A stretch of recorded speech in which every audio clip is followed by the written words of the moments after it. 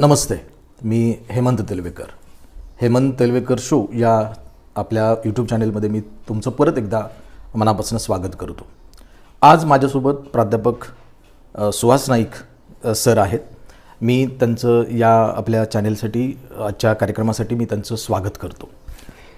नमस्ते sir. नमस्ते. प्राध्यापक सुहास नाईक हे माझ्याच गावचे म्हणजे सरूडचे आहेत. सरूड ही भूमी या गावामध्ये एक छोटंसं खेडेगाव आहे.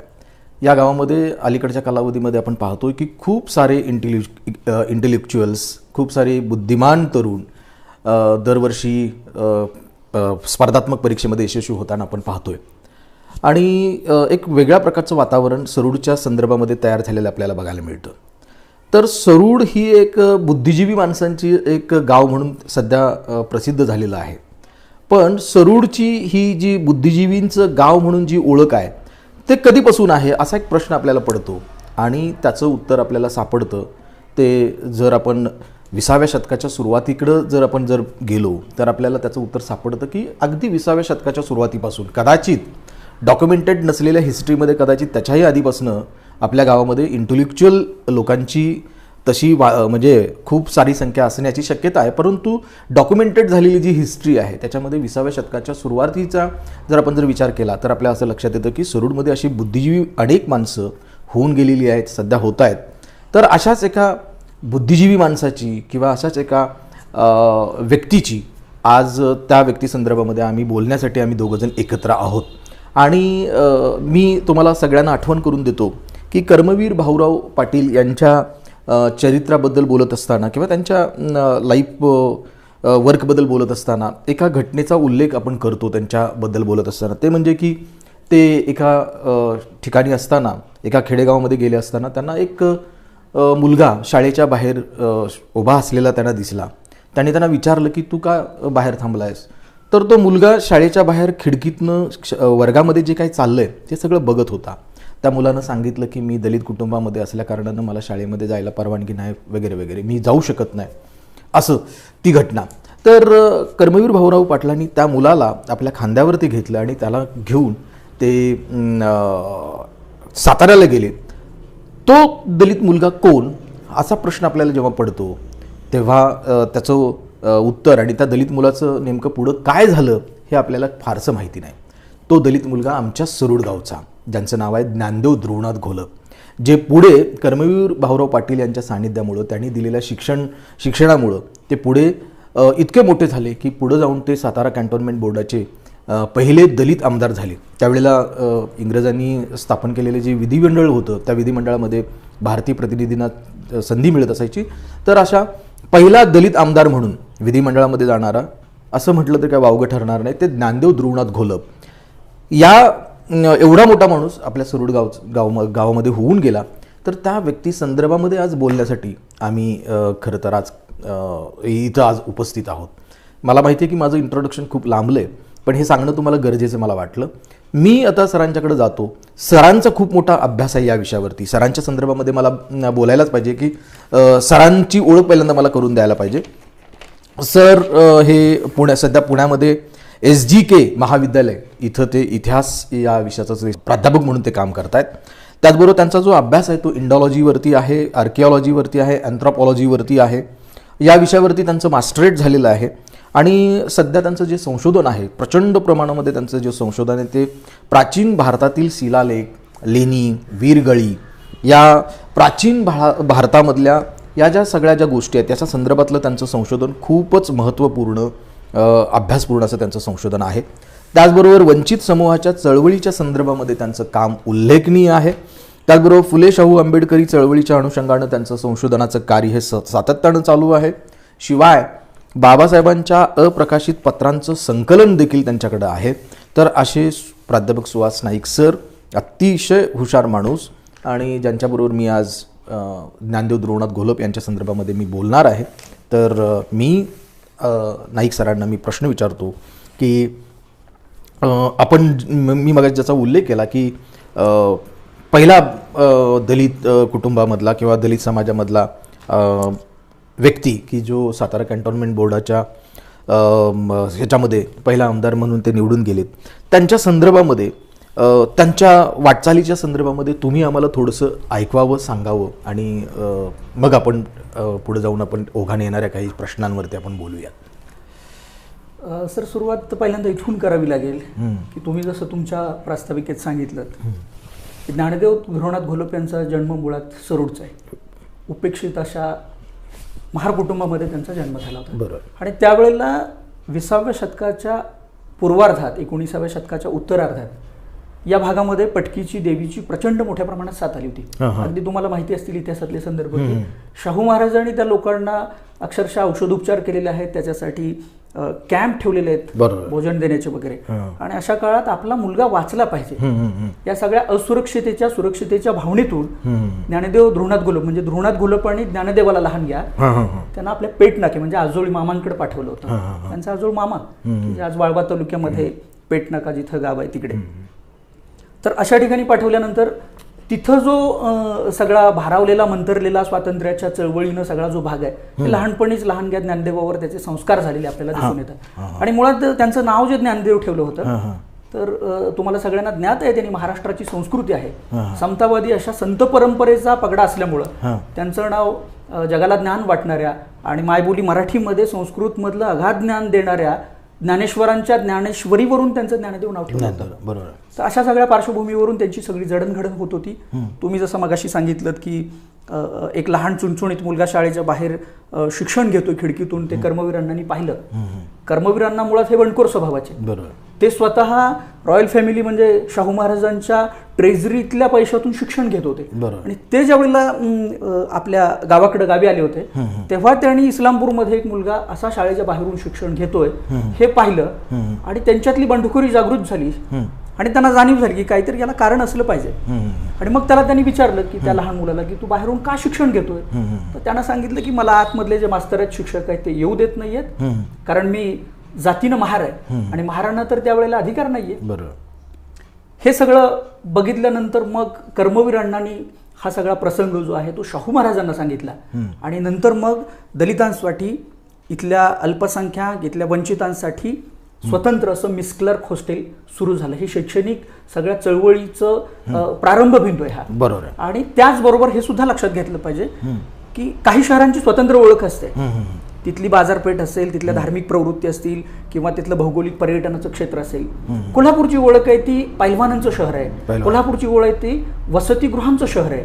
आणि त्या वसतिगृहांच्या शहराची निर्मिती होण्यामागं या ज्ञानदेव धोरणात घोलपांची जिज्ञासा आहे शिक्षणाप्रती, ती मला वाटतं कारणीभूत होती. तर अशा पार्श्वभूमीवर त्यांची जडणघडण होत होती. आणि अजून एक महत्वाचा मुद्दा सांगितला पाहिजे की त्यावेळेला देशभरात जी काही संस्थानं होती, वारणेच्या तहानं कोल्हापूर संस्थान ताराबाईंचं, कोल्हापूर राज्य आणि तिकडं शाहूंचं राज्य, ही विभागणी झाली होती उभी मराठा साम्राज्यामध्ये.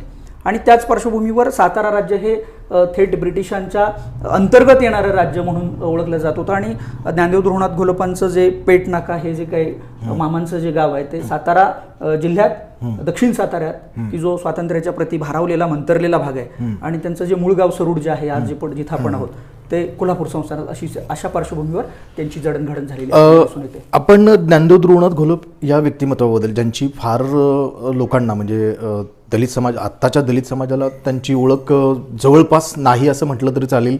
आणि मग दलितेतर समाजांना देखील या व्यक्तीबद्दल फारसं माहिती नाही आहे असं आपल्याला म्हणता येईल. परंतु ज्ञानदेव धोरणात घोलप यांच्याबद्दल आपल्याला जेव्हा वाचायला मिळतं, ऐकायला मिळतं, त्यावेळेला आपल्याला कुठंतरी असं ऐकायला मिळतं की सिडनेहॅम कॉलेजचे प्राध्यापक म्हणून जेव्हा बाबासाहेबांवरती जेव्हा जबाबदारी आली तेव्हा मुकनायकाची जबाबदारी त्यांनी ज्ञानदेव धोरणात घोलप यांच्यावरती सोपवली. म्हणजे मुकनायकाचं संपादक, एडिटर म्हणून त्यांनी काम करणं, त्याचबरोबर नंतर पुढच्या कालावधीमध्ये त्यांचं विधिमंडळामध्ये जाणं, त्याचबरोबर पुढे गांधीजींना देखील एका सभेमध्ये त्यांनी विरोध केला. आपल्या बोलण्याच्या ओघामध्ये हे सगळे प्रसंग येतील. परंतु ज्ञानदेव धोरणात घोलपांचं ग्रोनअप झाल्यानंतर एक तारुण्यामध्ये किंवा काय म्हणूया त्यांना आपण, त्यांच्या आयुष्यामध्ये ही सगळी कामगिरी करत असताना त्यांच्या शिक्षण घेण्याच्या त्या दरम्यानचा जो कालावधी होता त्या संदर्भामध्ये आपल्याला काही संशोधनात्मक काही बाबी समोर आलेल्या आहेत काय? खरं तर त्यांचं शिक्षण जे आहे ते म्हणजे शिक्षणावर फार चांगला प्रश्न तुम्ही विचारलेला आहे. घोलपांचं जे सगळं शिक्षण आहे ते प्रारंभीचं प्राथमिक शिक्षण आहे ते पेट नाका या ठिकाणी झालेलं आहे. त्यानंतर कर्मवीर अण्णांच्या सहकार्यानं त्यांच्या मार्गदर्शनातून कोल्हापूरला शिक्षण झालं.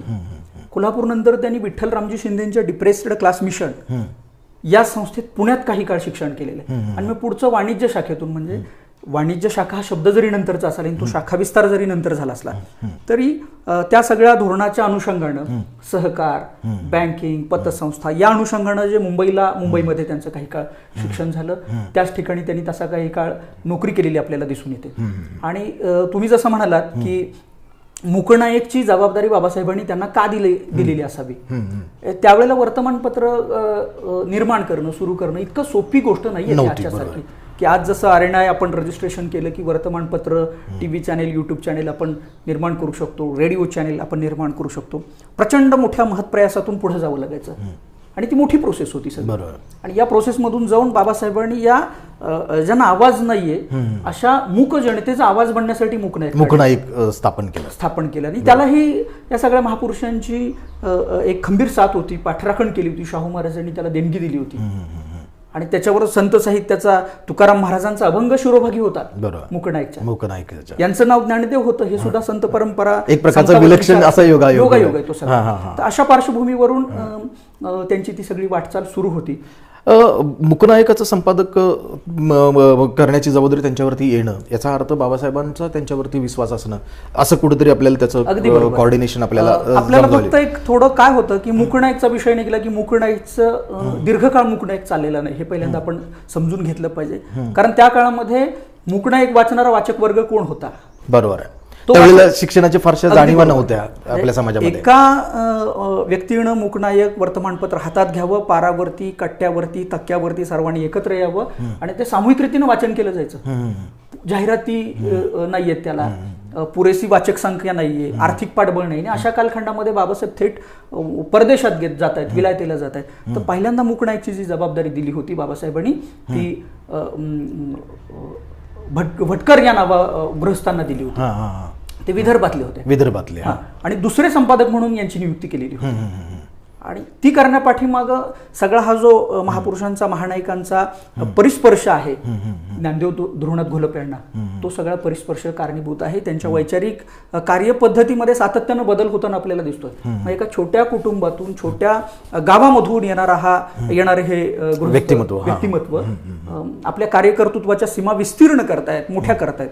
आणि हे पाहिल्यानंतर यांच्यामध्ये काहीतरी गुण आहेत की जे समाजाला आपल्या या सगळ्या दुःखाच्या खाईतून बाहेर काढतील आणि त्यांना न्याय देण्याचा प्रयत्न करतील. या भावनेतून बाबासाहेबांनी अतिशय मोठ्या जबाबदारीनं नाव त्यांच्या समोर आलेलं होतं. मूकनायक जोपर्यंत चालू होता तोपर्यंत ज्ञानदेव धृणात घोलपांनी जबाबदारी सांभाळली का काही ठराविक कालावधीपर्यंतच त्यांनी ती जबाबदारी सांभाळली? याबद्दल काय संशोधन? खरं तर सुरुवातीचे काही अंक म्हणजे काही काळ भटकर नावाचे जे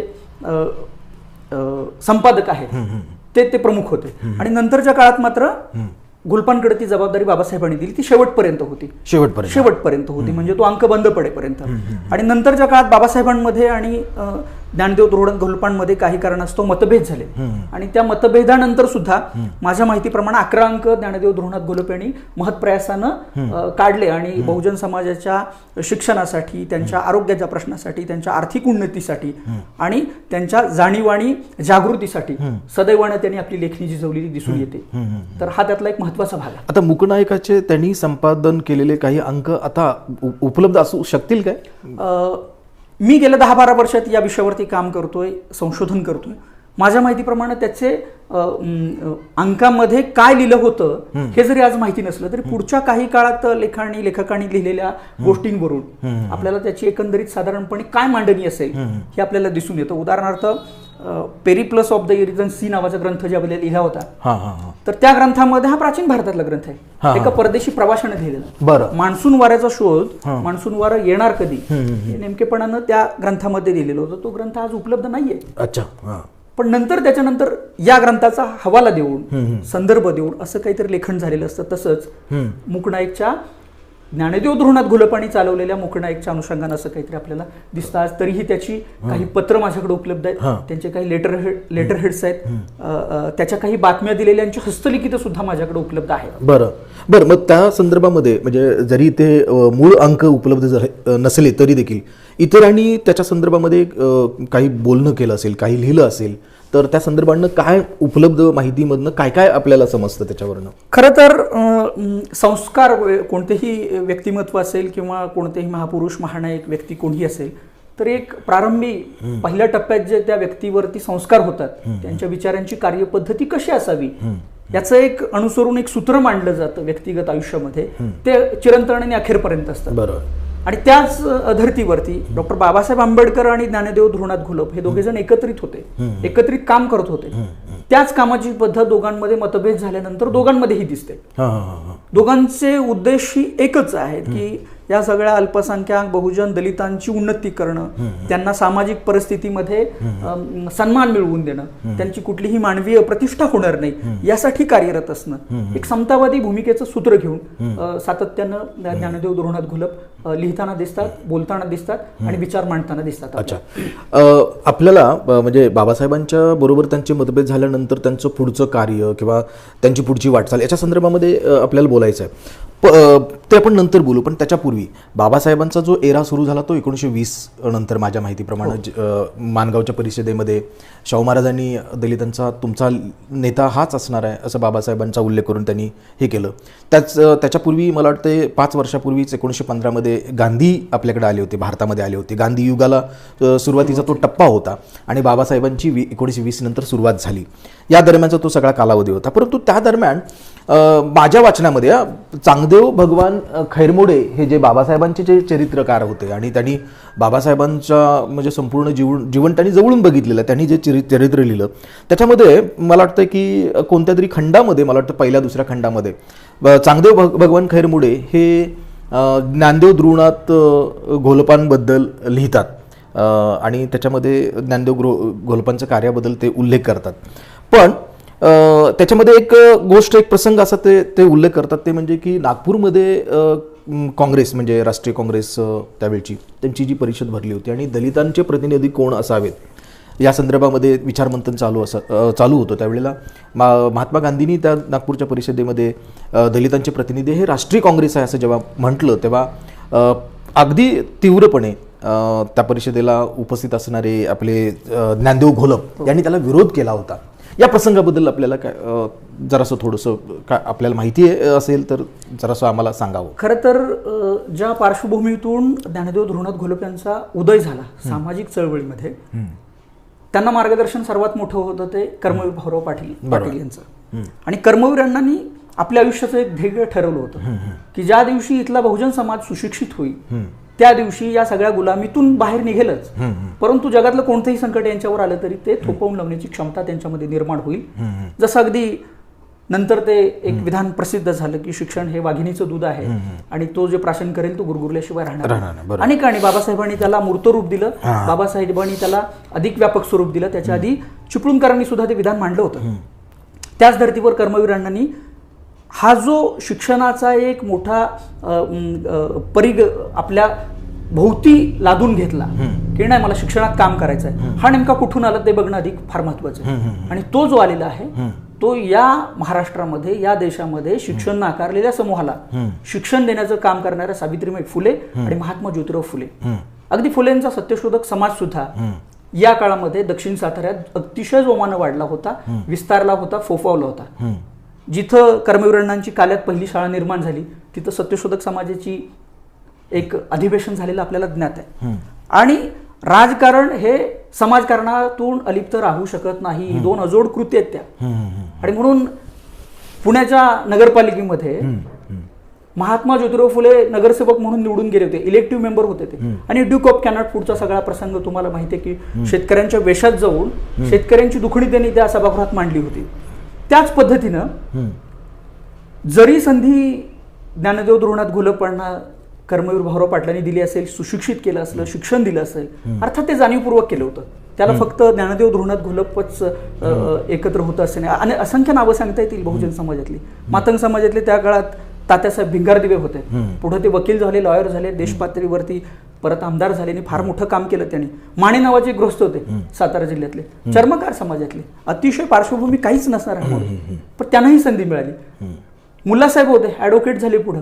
आणि ही सगळी चर्मकार, मातंग, बौद्ध, महार अशा उपेक्षित धनगर असतील, माळी असतील, साळी असतील, अशा छोट्या छोट्या जातींमधल्या लोकांना सुशिक्षित करून त्यांच्या ज्ञाती बांधवांची, जाती बांधवांची जबाबदारी त्यांच्यावर देण्याचं काम कर्मवीर भाऊराव पाटलांनी केलं होतं. आणि म्हणून हाच सगळा वारसा, त्यांचं मार्गदर्शन ज्ञानदेव ध्रुवनाथ घोलप यांना मिळत होतं. आणि म्हणून घोलपांनी सामाजिक चळवळ आणि राजकीय चळवळ विभक्त ठेवलेल्या नाहीयेत. सामाजिक चळवळीमध्ये ज्या हिरारीनं ते सहभागी होतात त्याच पद्धतीने ते राजकीय क्षेत्रामध्ये सहभागी होतात. ते आमदार भले 1921 साली झाले.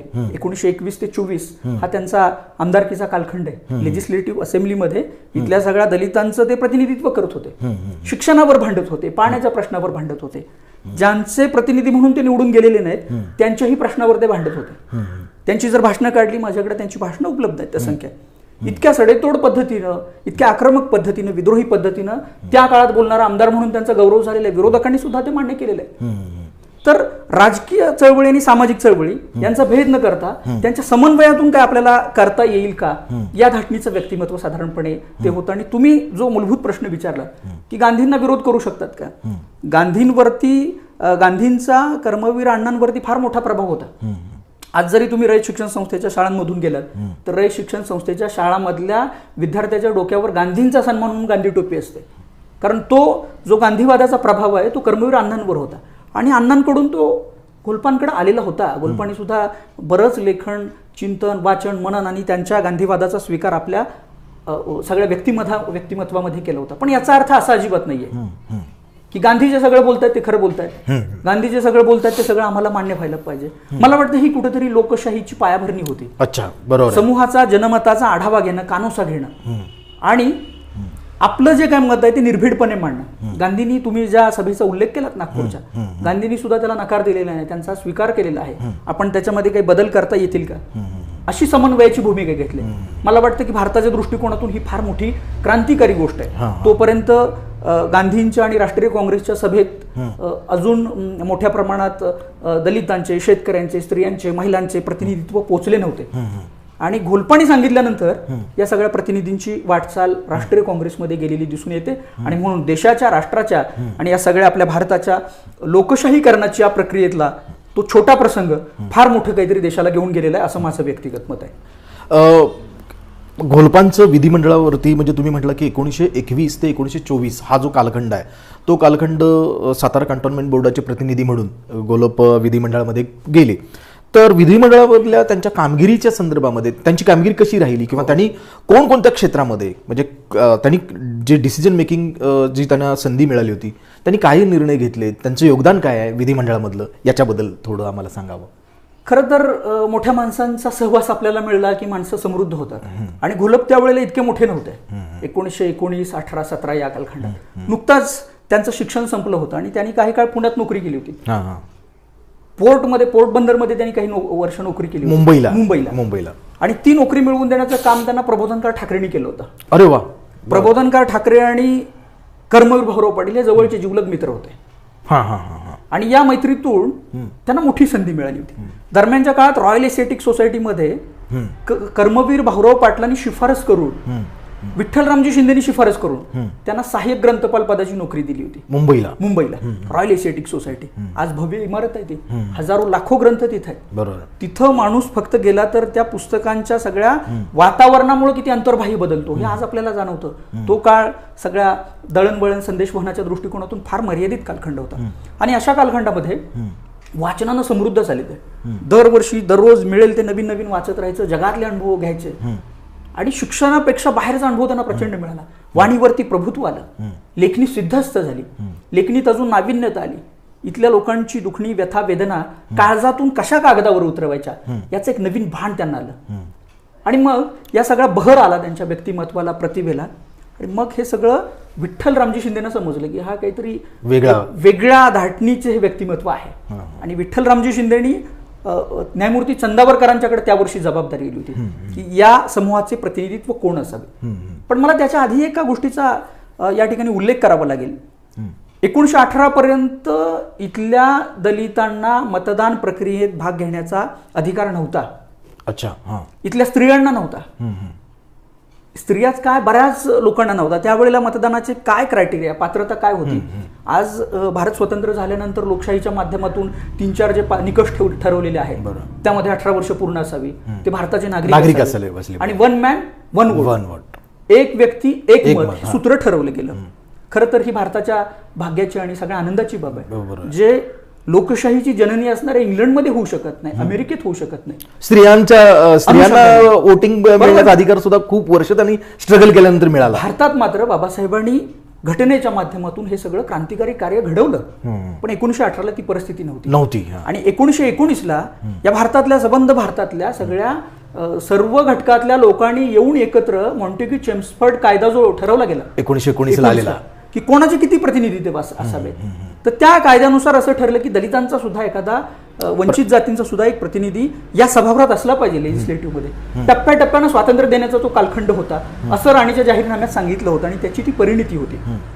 आणि मग न्यायमूर्ती चंदावरकरांच्यावर ही जेव्हा जबाबदारी आली, विठ्ठलरामजी शिंदेनी ज्या वेळेला सांगितलं, तुम्हाला विठ्ठलरामजी शिंदेबद्दल तर माहितीच असेल, फार मोठे समाजशास्त्रज्ञ, ज्यांचं शिक्षण ऑक्सफर्डला झालं, ज्यांचा भारताच्या मानववंशशास्त्र, इतिहास, संस्कृती या अनुषंगानं फार मोठा व्यापक असा अभ्यास आहे, ज्यांनी इतकी मोठी भारतभर भ्रमंती केली आणि छोट्या छोट्या जातींना सन्मान मिळवून देण्याच्या दृष्टिकोनातून फार मोठं काम केलं. मला सांगायला आनंद होतो तुमच्या माध्यमातून सगळ्या आपल्या दर्शकांना की आपण आज सरोडमध्ये बसलेलो आहोत. आपल्या जवळच्या गावात बांबवड्यामध्ये ते येऊन गेले आणि जुगाईला गेले होते. जुगाई नावाची दैवता काय आहे, तिचं योगदान काय आहे.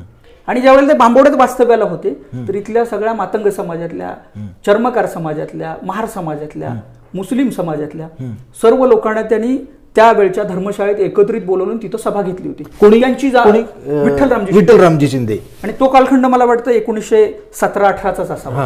आणि एकच वर्षात मॉन्टेग्यू चेम्सफर्ड कायदा अस्तित्वात आला. न्यायमूर्ती चंदावरकरांनी शिफारस केली आणि ते निवडून आले. पहिले दलितांचे प्रतिनिधी म्हणून ते सभागृहात स्थानापन्न झाले, आदरानं स्थानापन्न झाले. खरं तर संधी प्रत्येकाला मिळते, संधीपेक्षा मिळालेल्या संधीचं आपण सोनं कशा पद्धतीनं करू शकतो याचं मूर्तिमंत उदाहरण म्हणजे ज्ञानदेव धोरणात गोलप. त्याचं कारण असं की ज्या वर्षी 1921ला मे महिना वगैरे तो असेल काहीतरी, डिसेंबरला नवीन वर्षाचं कॅलेंडर त्यांचं सुरू व्हायचं. डिसेंबरला ख्रिसमस झालं की 1 जानेवारीला नवीन वर्षाचं कॅलेंडर 1-2 महिने प्रोसेसला जायचे आणि मे महिन्यामध्ये त्यांचा त्या सभागृहामध्ये समावेश झाला. आणि पहिलंच अधिवेशन होतं. मला वाटतं परांजपे नावाचे गृहस्थ होते, रँगलर परांजपे, गणित तज्ञ, थोर गणित तज्ञ, ज्यांच्या गणिताच्या अभ्यासाचा, त्यांच्या सगळ्या शिक्षणाच्या सगळ्या अभ्यासाचा जगात गाजावाजा चालू होता. रँगलर परांजपे नावाचे जे गृहस्थ आहेत ते फार मोठे विद्वान आहेत. सही परांजपेचे वडील, आजोबा ते सुद्धा क्रांतिकारी विचारांचे वगैरे होते सगळं. पण त्यांना ब्रिटिशांच्या वतीनं अधीन राहून कायद्याच्या चौकटीत काम करायचं होतं. आणि घोलप ज्या वेळेला सभागृहात गेले, घोलपाने पहिलाच प्रश्न विचारला होता की इतकं मोठं तुम्ही बजेट ठेवलेलं आहे या शिक्षणावरती, किती अल्पसंख्याक अस्पृश्य जातींना शिक्षण देण्याचं प्रस्तावित आहे पुढच्या 3 वर्षामध्ये. मी ज्या सातारा जिल्ह्यातून येतो, माझं गाव ज्या सरोड कोल्हापूर संस्थानात आहे, तिथं शाहू महाराजांनी सक्तीचा शिक्षणाचा, प्राथमिक शिक्षणाचा कायदा केलेला आहे. तुमचं सरकार हे कायदा करणार आहे का? आणि अक्षरशः भांबावून सोडलं त्या रँगलर परांजपेंना. आणि रँगलर परांजपेंना आणखी काही सदस्य एकत्र घेऊन वेगळ्या वेगळ्या जाती धर्माचे घोलपांनी त्यांना अक्षरशः फैलावर घेतलं. आणि रँगलर परांजपेंनी ऐन वेळेला या सगळ्या समतावादी भूमिका न घेता, फुले शाहूंची न भूमिका घेता, या समृद्ध महाराष्ट्राच्या शिवाजी महाराजांच्या समतावादी भूमिका न घेता त्यांनी ब्रिटिशांची तळी उचलली ऐन वेळेला. आणि त्यांनी सांगितलं की असं शिक्षण देता येणार नाही, असं आमच्याकडे बजेट नाहीये. आणि त्यांनी तो प्रश्न टाळून दिला. त्यावेळेला जे अध्यक्ष होते त्या अध्यक्षांनी त्याच्यावर रिमार्क केला, आता शिक्षण मंत्र्यांनी सांगितल्याप्रमाणे आम्हाला शिक्षण देता येणार नाही, दलितांना शिक्षण देता येणार नाही, प्राथमिक शिक्षण सक्तीचं करता येणार नाही. पण ऑलरेडी कोल्हापूर संस्थानामध्ये प्राथमिक शिक्षण सक्ती झालं होतं. पण त्याचा दाखला देऊन, शाहू महाराजांच्या त्या प्रयोगाचा दाखला देऊन त्यांनी असं सांगितलं की आम्ही असं प्रस्तावित करतोय आणि तुमची भूमिका योग्य आहे, भविष्य काळात सरकार असा विचार करेल. मला वाटतं भारताच्या शिक्षणाच्या प्रगतीचा तो प्रारंभ बिंदू आहे मोठ्या स्केलवरती. याला अर्थात कर्मवीर भाऊराव पाटील, विठ्ठलरामजी शिंदे, शाहू महाराज, महात्मा फुले यांची पायाभरणी कारणीभूत आहे, ते आपण नाकारू शकत नाही. बरं. पण संवैधानिक पद्धतीनं सभागृहामध्ये कायद्याच्या अधीन आणि चौकटीत राहून जे काम सदस्य म्हणून, त्या सभागृहाचे सदस्य म्हणून, आमदार म्हणून, बॉम्बे लेजिस्लेटिव्ह चे सदस्य म्हणून, मेंबर म्हणून जे ज्ञानदेव ध्रुवनाथ घोलप यांनी केलेलं आहे, ते मला वाटतं भारताला शिक्षणाच्या दृष्टिकोनातून आघाडीवर घेऊन जाणार आहे. म्हणून त्याचा तो प्रारंभ बिंदू. मला त्या प्रश्नाला जोडून अजून एक माहिती तुम्हाला सांगावी लागेल की आपल्या लक्षात असतं की साताऱ्यातून निवडून आले ज्ञानदेव ध्रुवनाथ घोलप. आता सातारा हे त्यांचं गाव होतं, त्यांची जन्मभूमी सरूड आहे, त्यांचं शिक्षण आणि सगळं संगोपन सगळं आजोबाणी मामानी पेट नका केलं साताऱ्यात. पण सातारा शहर आहे ते छत्रपती शिवाजी महाराजांची राजधानी राहिलेलं आणि कर्मवीर भाऊराव पाटलांचं आवडतं शहर, त्यांची कर्मभूमी. बरोबर. ज्ञानदेव ध्रुवनाथ घोलप, तात्यासाहेब भिंगार दिवे जे चर्मकार समाजाचे माने, मुल्लासाहेब मुस्लिम समाजातले, या सगळ्यांना एकत्रित करून, त्यांच्या 18 पगड जातीतल्या लोकांना एकत्र करून, काही मराठा, काही जैन, काही मुस्लिम, अशा सर्वांना एकत्र करून कर्मवीर भाऊराव पाटलांनी साताऱ्याचा जो कायापालट केला, त्या साताऱ्यामध्ये दीर्घकाळ राहिलेले आहेत ज्ञानदेव ध्रुवनाथ घोलप. म्हणून साताऱ्याचे प्रतिनिधी ते असले तरी ते केवळ सातारा भागाचे प्रतिनिधित्व नाहीत, ते बॉम्बे लेजिस्लेटिव्ह असेंब्लीचे प्रतिनिधी आहेत. आणि त्यावेळेचं बॉम्बे राज्य, बॉम्बे स्टेट म्हणजे आत्ताचा सिंध प्रांत, जिथं येडन वासुदेव बळवंत फडकेंना फाशी दिली गेली, तिथपासून ते बेळगाव कारवार निपाणीपर्यंतचा हा सगळा भाग, इथं भीमेच्या अलीकडचा भाग, इतक्या मोठा भाग हा सगळा या सगळ्या बॉम्बे लेजिस्लेटिव्ह असेंब्लीमध्ये येत असे. आणि हा सगळा भाग येतो म्हणजे फक्त आपण एका गावाचे प्रतिनिधी राहत नाही. आज जो पाकिस्तानात काही भाग आहे तर ते सगळं इतक्या मोठ्या लोकांचं प्रतिनिधित्व करतात. हा त्यातला एक महत्वाचा भाग आहे. आणि तुम्ही जो मगाशी प्रश्न विचारला जोडून, त्याचं मला उत्तर देणं क्रमप्राप्त आहे की त्यांनी या सभागृहात जाऊन काय केलं. सभागृहात जाऊन संधीचं सोनं केलं. सभागृहात जाऊन ज्यांना कोणीच वाली नव्हतं अशांचं नेतृत्व स्वीकारून त्यांचे प्रश्न सोडवण्याचे प्रयत्न केले. उदाहरणार्थ एक 4-2 मी सांगतो, फारसं आपल्याला वेळ कमी आहे. एक 4-2 मी जसं सांगितलं तुम्हाला की शिक्षणावर त्यांनी काम केलेलं आहेच. महार वतनाचा जो कायदा आहे, महारांना काही आधी महार जाती समूहाला बलुत्याच्या स्वरूपात मध्ययुगापासून एक स्वतंत्र यंत्रणा गावागावात उभा राहिली होती की त्यांना बलुत म्हणून, त्यांच्या सगळ्या त्या सेवेचा मोबदला म्हणून जमीन वतन दिली जायची.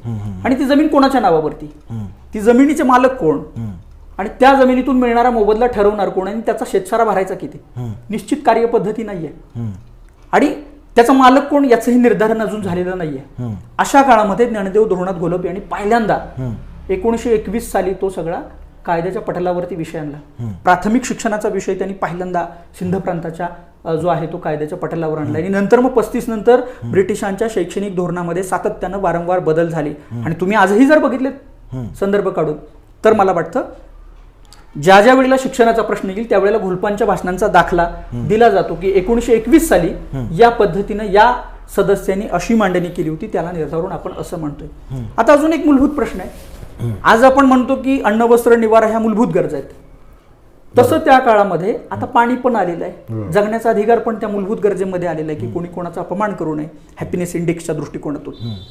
तशा पद्धतीने पाणी वापरायचं कशाला, नवभांडवलदारांची नवराष्ट्रवादात निर्मिती होत होती मुंबईचा विचार केला तर फक्त. आणि अशा काळात ज्ञानदेव ध्रुवनाथ घोलपांनी आधी ठासून निक्षून सभागृहाला सांगितलं की पहिल्यांदा पाणी प्यायला दिलं पाहिजे. आज भारतात महाराष्ट्राचा विचार केला तर आज महाराष्ट्रात भारतामध्ये असंख्य धरणं बांधलेली आहेत, सिंचनाची मोठी व्यवस्था झाली. त्या काळात धरणांची इतकी मोठी व्यवस्था नव्हती आपल्याकडे. आणि अशा काळामध्ये पहिलं जे प्राधान्य आहे पाण्याचं ते पिण्याला दिलं पाहिजे, दुसरं प्राधान्य आहे ते शेतीला दिलं पाहिजे, आणि उरलं पाणी त्यातून तर ते कारखानदारांना दिलं पाहिजे. आणि ते देताना जसं तुम्ही पिण्याच्या पाण्याचा टॅक्स घेता लोकांकडून की आम्ही पाणी देतोय तुम्हाला, मग ते त्या वेळच्या ज्या काही यंत्रणा असतील प्रशासकीय यंत्रणा त्या सगळ्या सारा घेतात, तसं त्यांच्याकडून टॅक्स घेतला पाहिजे, त्यांना मोफत पाणी देऊ नये. तर या सगळ्या अशा गोष्टींवरती काम केलेलं आहे. अजून एक फार महत्त्वाचं काम त्यांचं या बॉम्बे प्रेसिडेन्सीच्या लेजिस्लेटिव्ह असेंब्लीचे मेंबर म्हणून त्यांनी केलेलं.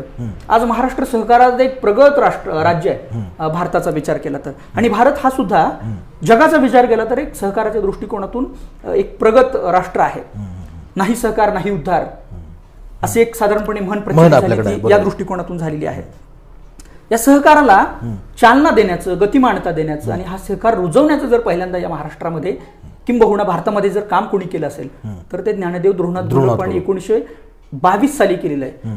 20 डिसेंबर 21 डिसेंबर 22 डिसेंबर आणि 23 डिसेंबर 4 दिवस त्यांनी मुंबईला भारतातल्या सगळ्या भांडवलदारांची, शेतकऱ्यांची, या क्षेत्रात काही काम करू इच्छिणाऱ्यांची, या क्षेत्रातल्या अभ्यासकांची, तज्ज्ञांची मोठी परिषद भरवली होती.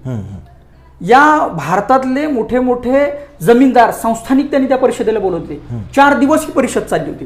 पडद्याच्या पाठीमागे राहून सगळ्या लोकांना एकत्र करून सहकारातून कशी समृद्धी होईल याचं चांगलं विवेचन मला वाटतं या परिषदेमध्ये मुंबईमध्ये ते त्या काळात केलं गेलं होतं. त्यातलं त्यांचं जे भाषण आहे ते फार मोठं भाषण आहे. 1.5 तासाचं भाषण साधारणपणे त्यांनी केलं होतं. या 1.5 तासाच्या भाषणाचा सार एकमेव आणि एकच होता की नंतर त्याचा सातत्यानं अनेकदा उल्लेख होतो की एका व्यक्तीचं श्रम, एका व्यक्तीचा पैसा, एका व्यक्तीचं वेळ आणि 10 व्यक्तींनी दिलेलं श्रम, 10 व्यक्तींनी दिलेला वेळ, 10 व्यक्तींनी दिलेली आर्थिक सहकारिता, सहभागिता यामध्ये जमीन आसमानचा फरक असतो. 10 व्यक्ती ज्या वेळेला एकत्र येतात त्यावेळेला त्यांचा अधिभार फार मोठ्या प्रमाणात कमी होतो. मला वाटतं देशाच्या दृष्टिकोनातून आज सहकारात देश नावारूपाला आलेला असताना, सहकार चळवळ मोठी वाढीस लागलेली असताना दलितांचा सहभाग त्यामध्ये किती हा सगळा संशोधनाचा विषय. परंतु एका दलित आमदारानं, दलित प्रतिनिधित्वानं देशाच्या सहकाराला जी एक नवी चालना दिली, नवी ओळख दिली, हे मला वाटतं देशाच्या दृष्टिकोनातून कौतुकाचं काम आहे. लोकशाहीच्या आणि या सगळ्या लोकांच्या दृष्टिकोनातून हा फार महत्वाचा भाग आहे. आपल्याला त्याकडे दुर्लक्ष करून चालणार नाही. सदैव सहकारात काम करणाऱ्या लोकांनी, वैकुंठबाई मेहता सुद्धा त्या परिषदेला हजर होते आणि वैकुंठबाई मेहतानी सुद्धा सांगितलं होतं की ही परिषद केवळ आणि केवळ ज्ञानदेव धोरणात घोलप यांच्यामुळे यशस्वी झालेली आहे. त्याचा एक मी फोटो पाहिलेला आहे. जो माणूस काम करतो पुढे राहून, ज्ञानदेव धोरणात घोलप परिषद यशस्वी करण्यात 2 वर्ष त्यांनी घातली होती. आणि ज्या वेळेला फोटो त्याचं छायाचित्र घेतलं गेलं, पाठीमागे एका कुठेतरी कोपऱ्यात उभा आहेत आणि स्वतः वैकुंठबाई मेहतानी सांगितलं होतं, राजकोटच्या संस्थानिकांनी सांगितलं होतं, सांगलीच्या संस्थानिकांनी सांगितलं होतं की घोलप आपण पुढे या आणि या छायाचित्रात आपलं एकत्रित स्मरण राहू दे.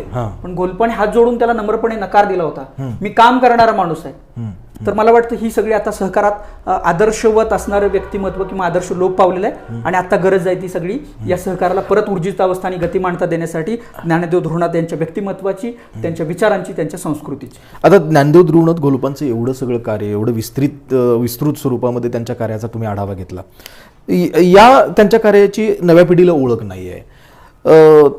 त्यांच्या कार्याची ओळख व्हावी अशा स्वरूपाचं एकत्रित अशा पद्धतीचं काय आपल्याकडं काही साहित्य उपलब्ध आहे का, किंवा तशा प्रकारचं काही पुस्तकं आहेत का, याबद्दल मला तुम्हाला विचारावं असं वाटतंय. खरं तर आता ज्ञानदेव धोरणात घोलप यांचे मी गेले इतके वर्ष संशोधन करतोय. ते केवळ माझ्या गावातले भूमिपुत्र आहेत. मी त्यांच्या गावातून आलेलो आहे. एवढ्या पुरतं मर्यादित नाही ते. माझं राहू द्या. पण या भारतामध्ये सामाजिक चळवळ, राजकीय चळवळ आणि संपूर्ण ही सगळी आधुनिकीकरणाच्या प्रक्रियेतला तो महत्वाचा टप्पा आहे ज्ञानदेव धोरणात घोलप म्हणजे. आणि म्हणून अभ्यासकांनी, तत्वज्ञांनी, विद्वानांनी, या क्षेत्रात काम करणाऱ्या कार्यकर्त्यांनी सर्वांनी त्यांचं स्मरण केलं पाहिजे, त्यांचं व्यक्तिमत्व समजून घेतलं पाहिजे. पण मर्यादा ही फार मोठी आहे की त्यांच्यावर कुठं ना लिखित साधन आहे, ना लिखित कुठं पुस्तक लिहिलेलं आहे, कुठं डॉक्युमेंटेशन आहे, व्हिडिओ आहे. मी गेली अनेक वर्ष सातत्यानं संघर्षातून आणि मोठ्या कष्टातून हे सगळं जमवतोय. त्यांची विधिमंडळातली जवळजवळ 42 भाषणं मी जमवलेली आहेत. बरं. त्यांचे जवळजवळ 20-22 फोटो मी संकलित केलेले आहेत. अच्छा. त्यांचं हस्ताक्षर कसं होतं, ते बोलत काय होते, त्यांचं धारवाडला एक भाषण झालं होतं आणि त्या भाषणामध्ये आता आपल्याकडे व्हिडिओ आहेत, पण त्या काळात तशी यंत्रणा नव्हती. त्या काळात टंकलिखित पद्धतीने ती भाषणं लिहून ठेवायची आणि एखाद्या व्यक्तीनं कोटी केली, लोकांचा हशा झाला तर कंसात दिलं जायचं आणि हशा टाळ्या लिहिलं जायचं. म्हणजे तर त्या भाषणावरून समजतं की त्यांची बोलण्याची पद्धत काय असावी, प्रभावी वाणी होती त्यांची. एक महाराष्ट्रातले त्या काळात लाभलेले एक चांगले, महाराष्ट्रातली जर यादी करायचं ठरवलं 1901 ते 1950 या कालखंडातले प्रभावी वक्ते कोण, तर प्रल्हाद केशव अत्रेंच्या सोबत त्यांचं नाव घ्यावं, इतकी मोठी अमोघ वाणी त्यांची. पण हे दुर्लक्षित का राहिले हा प्रश्न मला सातत्याने भेडसावत असतो. आणि म्हणून मी जसं पहिल्यांदा तुम्हाला सांगितलं ते केवळ माझ्या गावातले आहेत म्हणून नव्हे, तर आकाशाला गवसणी घालणारा एक मोठं व्यक्तिमत्व म्हणून माझ्यासारखा अभ्यासक त्यांच्या अभ्यासाकडे वळतो. आणि मला त्यातून काही जे संदर्भ मिळतात ते फक्त माझ्यापुरते केवळ मर्यादित न राहता ते लोकांपर्यंत सातत्यानं गेले पाहिजेत, ही माझी धडपड असते आणि मी जाणीवपूर्वक त्याच्यावर काम करत असतो. या संदर्भानं तुम्ही काही लिखाण करण्याचं किंवा काय मानस आहे तुमचा? खरं तर खूप चांगला प्रश्न आहे तुमचा. मी या अनुषंगानं विस्तृत अशा पद्धतीचं लेखन केलेलं आहे. त्यांचे विधिमंडळातली कामगिरी असेल, त्यांचे छायाचित्र, त्यांचं बोलणं, त्यांनी अजून शैक्षणिक क्षेत्रात काय काम केलं, गांधींचा आणि त्यांचा समन्वय होता की त्यांच्यामध्ये काही मतभेद होते, या अनुषंगानं डॉक्टर बाबासाहेब आंबेडकर आणि ज्ञानदेव धोरणात शाहू महाराज आणि त्यांच्या अनुषंगानं काय होतं, तर अशा विस्तृत आढावा घेण्याचा मी प्रयत्न करतोय. अजून ते काम पूर्णत्वास गेलेलं नाही. पुढच्या काही महिन्यांमध्ये ते पूर्णत्वास जाईल आणि मलाही मोठी उत्सुकता आहे की महाराष्ट्राला गतकाळात लोपलेला तो सगळा महापुरुष लोकांपर्यंत सादर करणं हे मी माझं खरं तर म्हणजे मी माझं मोठं काम कर्तव्य अशा अर्थानं समजतो. बरं, आता विधिमंडळाच्या कामगिरीनंतर पुढं बाबासाहेबांच्या बरोबर त्यांचे मतभेद झाले आणि त्यानंतर मग त्यांचं पुढचं कार्य आपल्याला त्याबद्दल काही ज्ञात स्वरूपामध्ये काही माहिती मिळते? खूप त्यांची साधारणपणे 1954 पर्यंतची म्हणजे त्यांच्या अक्षरशः मृत्यूपर्यंतची इत्यंभूत माहिती आहे. आणि आपल्याकडे एक इतिहासामध्ये थेरी असते की no document no history. No document no history अर्थात ही ज्यानं मांडली थेरी तो परदेशी इतिहास अभ्यासक आहे. ज्यांना डॉक्युमेंट नाही त्यांची इतिहास होऊ शकत नाही. बाप दाखव नाही श्राद्ध घाल. अर्थात असाही एक मोठा समूह भारतामध्ये की ज्यांना स्वतःची ओळख नाहीये, स्वतःचा आधार कार्ड नाहीये, स्वतःचा फोटो नाहीये, स्वतःचा अक्षर नाही. ती लोक काय ओळख दाखवणार? म्हणजे त्यांचं इतिहासात योगदान नाही का? असं कधीच नसतं. मग त्याला वेगळे वेगळे इतिहासातले थेरी, वेगळे वेगळी सूत्र, वेगळी वेगळी संशोधन पद्धत वापरून हे सगळं संकलित केलेलं आहे. आणि मग तुम्ही जसा प्रश्न विचारलात की त्यांचं आज ज्ञानदेव धोरणात घोलप म्हटलं की फक्त 2-3 गोष्टी समोर येतात. एक मूकनायकचे संपादक, एक 2-3 वर्ष काहीतरी आमदार होते आणि पुढं काहीतरी झालं ते ठीक आहे, संपून गेलं. पण त्यांचं व्यक्तिमत्व इतक्यापुरतं मर्यादित नाही. 24ला त्यांच्या आमदारकीची टर्म संपलेली आहे. नव्यानं ते निवडून गेलेले नाहीयेत. त्याच्यात काही त्यांनी पुढं लिखाण केलं का? या सगळ्या लोकांना दिशा देण्याचं काम केलं का? तो एक महत्वाचा भाग आहे. त्यांनी काही प्रबोधनाचा झंझावत महाराष्ट्रामध्ये निर्माण करून, महाराष्ट्राच्या बाहेर निर्माण करून काही काम केलं का? ब्रिटिशांच्या बरोबर त्यांचं कसं वर्तन होतं? हे सगळं अभ्यासल्यानंतर लक्षात येतं की त्यांनी उलट आपल्या ज्या कामाच्या कार्यकक्षेच्या ज्या मर्यादा आहेत, त्या कक्षा आहेत, त्या अधिक रुंदावलेल्या आहेत, अधिक मोठ्या प्रमाणात केलेल्या आहेत. त्यांचं आत्ताच्या कराची शहर जे पाकिस्तानमध्ये, तिथे एक फार मोठा कार्यक्रम, म्हणजे त्या काळात 5000 लोक तिथे जमले होते कराचीला. आणि कराचीमध्ये त्यांची एक मोठी सभा झाली होती सिंध प्रांतात. आणि त्या कराचीच्या सभेमध्ये 30 साली सभा झाली होती ती. आणि त्या कराचीच्या सभेमध्ये त्यांनी पुढची माझी दिशा काय असेल, माझ्या ज्ञानाचा, माझ्या सगळ्या या वक्तृत्वाचा, ज्ञानदेव धोरणात घोलप कराचीमध्ये म्हणजे पाकिस्तानमध्ये पण त्यांचं आत्ताच्या पाकिस्तानमध्ये कराचीमध्ये ते गेले होते. हो, कारण तो त्यांचा मतदारसंघच होता ना, त्यांचा सगळा भागच होता. निजामाबरोबर त्यांचे काही डायलॉग झालेले आहेत का त्या काळातला, म्हणजे निजाम स्टेट, तर नक्की झालेले आहेत आणि फार मोठं काम केलं. हे डॉक्युमेंटेड आहे. आणि जसं सांगितलं जातं की नो डॉक्युमेंट नो हिस्ट्री, आपण किती जरी मान्यता म्हटलो की ज्यांच्याकडे कागदपत्र नसतात त्यांनीही इतिहास घडवलेला असतो. आणि उलट जितकी लोक अज्ञानी, जितकी अशिक्षित, तितकी जास्त ही समस्या येते. पण त्यांच्या आजूबाजूला हे जरी काय कागदपत्र विखुरलेली नसतील तरी ती कुठे ना कुठेतरी अस्तित्वात असतात. मी शोध घेतल्यानंतर माझ्या लक्षात आलं की उलट 1925 नंतर त्यांच्या कार्याला खूप मोठा बहर आलेला आहे. ते राजकारणापासून, सक्रिय राजकारणापासून बाहेर फेकले गेले जरूर, बरोबर, पण जी विचार व्यापकता त्यांच्यामध्ये आली होती वाचनानं, त्या सगळ्या कामकाजाच्या अनुभवावरून, की प्रश्न सोडवायचे म्हणजे फक्त बाहेर असून जमत नाही, आपण सभागृहात असलं पाहिजे, त्याला कोणता युक्तिवाद केला पाहिजे, त्याला कशाची जोड दिली गेली पाहिजे. तर या सगळ्याच्या कामाच्या अनुभवावरून त्यांनी आपल्या कक्षा अधिक वाढवल्या होत्या. मी फक्त 1-2 उदाहरणं तुम्हाला देतो. त्या काळामध्ये कर निर्धारणाची जी पद्धत होती, 1857ला राणीनं जाहीरनामा काढून सांगितलं होतं की आम्ही धर्मात हस्तक्षेप करणार नाही. बरोबर. पण त्यांचं आर्थिक शोषण करण्याचं जे धोरण होतं ते मात्र कुठंच कमी होताना दिसत नाही. ते उत्तरोत्तर वाढत जात आहे. दरवेळेला ते घटनात्मक तरतुदीतून काही भारतीयांना अधिकार देत आहे. आणि घोलपांसारख्या मुरब्बी कसलेल्या अनुभवी राजकीय व्यक्तीच्या ज्या वेळेला ही बाब लक्षात येते की कसं शोषण होतंय, त्यावेळेला त्यांनी जे काही पत्रव्यवहार व्हाईसरॉयशी केलेले आहेत, भारताचे प्रमुख आहेत ब्रिटिश राणीच्या वतीनं, जे काही मुंबईमध्ये प्रेसिडेंट बसलेले आहेत त्यांचे प्रमुख, त्यांच्याबरोबर त्यांनी पत्रव्यवहार त्यांच्याबरोबर त्यांनी जो पत्रव्यवहार केलेला आहे त्या पत्रातली एक एक ओळ मला वाटतं आज चिंतनाचा विषय होऊ शकते. कारण त्यांची पत्रातली जी भाषा आहे त्या भाषेवरून त्यांच्या अभ्यासाची खोली किती असेल आणि इथल्या लोकांचे प्रश्न सोडवण्याच्या अनुषंगाने त्यांनी किती काम केलं असेल हे सगळं प्रदर्शित करणारं ते सगळं आहे. आणि म्हणून त्यांच्या 1925 नंतर सातत्यानं बहर आलेला आहे व्यक्तिमत्वाला. फक्त एक गोष्ट सांगायची राहून गेलं, भारताच्या स्वातंत्र्याच्या अनुषंगाने त्यांचं काय योगदान असेल. अर्थात हा दुर्लक्षित पैलू आहे, दुर्लक्षित विषय आहे. जो माणूस ब्रिटिशांचा प्रतिनिधी, ब्रिटिशांच्या पार्लमेंटमध्ये विधिमंडळामध्ये प्रतिनिधी दलितांचा म्हणून बसतो किंवा इथल्या भारतीयांचा म्हणून बसतो, लोकांचा गैरसमज असतो की हा माणूस ब्रिटिशांच्या विरोधात लढू शकत नाही. मला एक आठवण नक्की सांगावी वाटेल तुम्हाला. 14 मे साधारणपणे 1925-26 दरम्यान, 26 असेल बहुतेक, या सरोड गावामध्ये क्रांतीसिंह नाना पाटील आले होते. क्रांतिसिंह नाना पाटील. आणि क्रांतिसिंह नाना पाटील ज्या दिवशी सरोडमध्ये आले होते त्या दिवशी साताऱ्यावरून ज्ञानदेव धोरणात घोलप नाना पाटलांची भेट घ्यायला आले होते सरोडमध्ये. आणि सरोडची एक सामाजिक धाटणी ती वेगळ्या दर्जाची आहे. इथं असं काय शाहू महाराजांच्या संस्थानातलं हे गाव असल्यामुळं अस्पृश्य असा भेद इथं फारसा नव्हता इतर गावांच्या तुलनेत किंवा इतर यांच्या तुलनेत.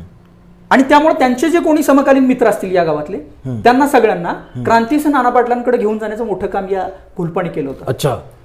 पुढं ज्या वेळेला पत्री सरकार आणि तुफान सेना वगैरे काही स्थापन झाली, स्वतःचं जन्मगाव सरूड, स्वतःचं गाव सरूड आणि पुढं सातारा जिल्ह्यातलं वाळवा मामांचं गाव, हा भाग म्हणजे तसा प्रतिसरकार तुफान सेनेचा बालेकिल्ला आहे हा भाग, वारणाकाठ सगळा. आणि या वारणाकाठामध्ये आपले मित्र, सहकारी, जुने आपले नातेवाईक, परिचयातली लोक, या बऱ्याच लोकांना की जे तुफान सेनेमध्ये, पत्री सरकारमध्ये, प्रतिसरकारमध्ये काम करत आहेत, अशा लोकांना मोठं सहकार्य करण्याचं काम ज्ञानदेव धोरणात घोलपाने केलं. एकदा त्यांना या आरोपाखाली अटक केलं गेलं होतं ब्रिटिशांच्या पोलिसांकडून, घोलपांना चौकशीसाठी, की तुम्ही पार्लमेंटमध्ये प्रतिनिधी मेंबर म्हणून राहिलेला आहात आणि तुम्ही या क्रांतिकारकांना मदत करता, तुम्हाला चौकशीसाठी बोलवलेला आहे. गुन्हा दाखल झाला आणि त्यावेळेला मॅजिस्ट्रेट इस्लामपूरचं जे आहे तर तिथं त्यांना बोलावलं गेलं. आणि बोलावल्यानंतर त्यांनी जो युक्तिवाद केला की तुमच्या स्वातंत्र्यासाठी एखादा लढणारा क्रांतिकारक असला आणि तो माझा भाऊ असला आणि मी भाऊ म्हणून त्याच्याकडे गेलो तर माझी त्याच्यात चूक आहे, हा त्यांचा युक्तिवाद आहे. बरोबर. अर्थात हे सगळं समृद्धी ज्ञानाची आली, युक्तिवाद करण्याची जी पद्धत आली ती ज्ञानातून आलेली आहे. आणि मी माझा भाऊ म्हणून गेलो असेल, माझा नातेवाईक म्हणून गेले तर ती माझी चूक ठरत नाही.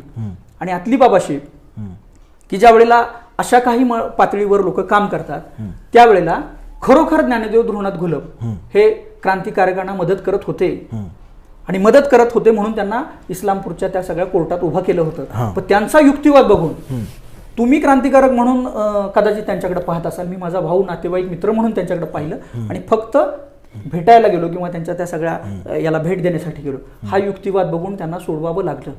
तर ही मला वाटतं ज्ञानाची ताकद आहे. नाव ज्ञानदेव जरी असेल तर अथांग अशा ज्ञानानं ज्ञानदेव घोलप समृद्ध झाले, हा त्यातला महत्वाचा भाग आहे.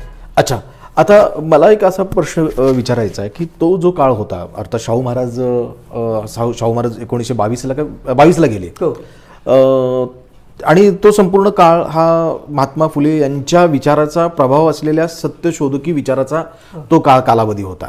या सत्यशोधकी विचाराच्या संदर्भानं ज्ञानदेव धोरणात घोलप यांचा सत्यशोधकी विचाराच्या संदर्भानं काही संबंध आला होता का, किंवा त्या संदर्भामध्ये त्यांनी काही काम केलं होतं का? या संदर्भात अतिशय चांगला प्रश्न विचारला. म्हणजे ते आमदार होते ही मोठीच बाब आहे.